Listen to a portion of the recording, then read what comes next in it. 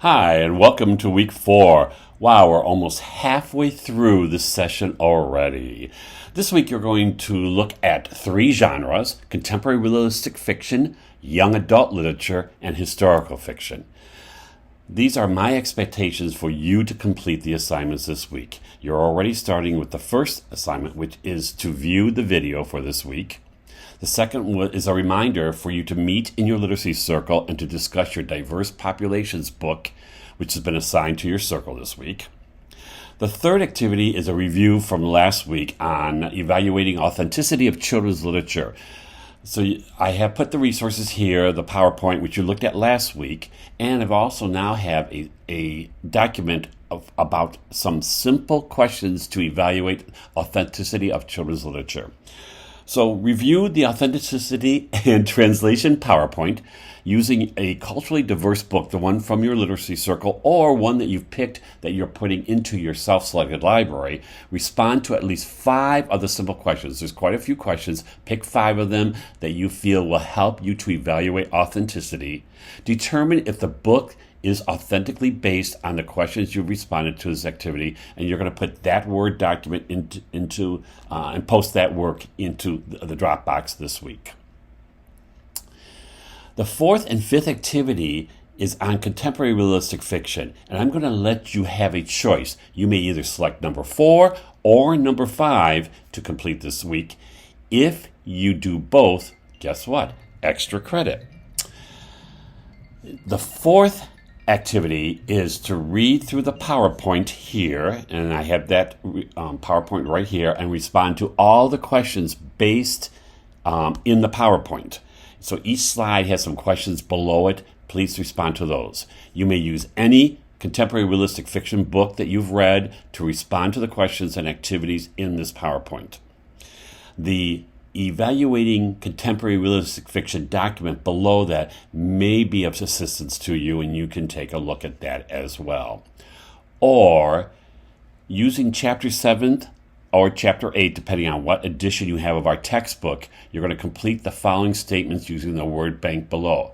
You may not need the textbook. You can look for these terms online and see if you can find the answers, but you fill in the you'll use the key terms here, and you'll fill them in with that the ideas there. So you either do 4 or 5, and if you do both of them, of course, you will receive extra credit. Our next genre is young adult literature. So you're going to read one of the following articles: Why Gossip Girl Matters, or The Lit of Chick Lit, and you're going to, what has been found is that many literature experts snub YA literature, young adult literature, because they feel it's not high caliber enough. Based on the article you read, compose an argument that argues the value of YA literature, particularly in the lives of teen readers. Use support from your article to support your opinion. You're going to post that in the Dropbox this week.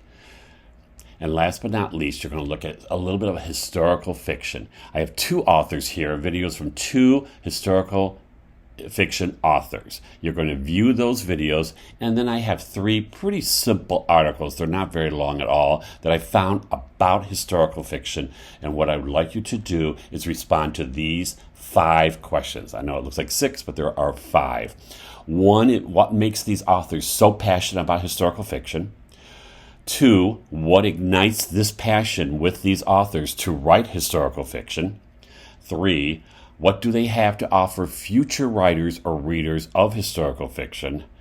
4, what aspects of the articles did the authors touch upon in their videos? So take a look at the articles and see if any of the things that are in the articles the authors talked about, and share a few of those. 5, write 2 items of information that you didn't know before you viewed the videos or read the articles that you now know. Please make sure you reference both the videos and the articles. Here is the interview with Jewel Parker Rhodes, wonderful, wonderful author, as is Karen Cushman. And that is the list of activities that you'll be working on today, this week. Remember that you do have a choice between 4 and 5, or you're welcome to do both. So here are some reminders. Your graphic novel assigned to you is is due for your literacy circle for week 5. Don't forget to post your culturally diverse book in your reader's response blog. And I put a link to that Dropbox, so you could click right on that to link your posting this week. And don't forget that the Family Literacy Backpack assignment is due week 5. If you turn it in week 6, it's okay. If the family you give it to needs more time, you definitely can give them a little bit more time. But please don't wait till the end, because you will be scurrying with the other assignments at the end of the session. And I did put the link for that here as well. So you click on that and it'll take you right to that Dropbox. That is week 4. If you have questions, don't hesitate to ask me.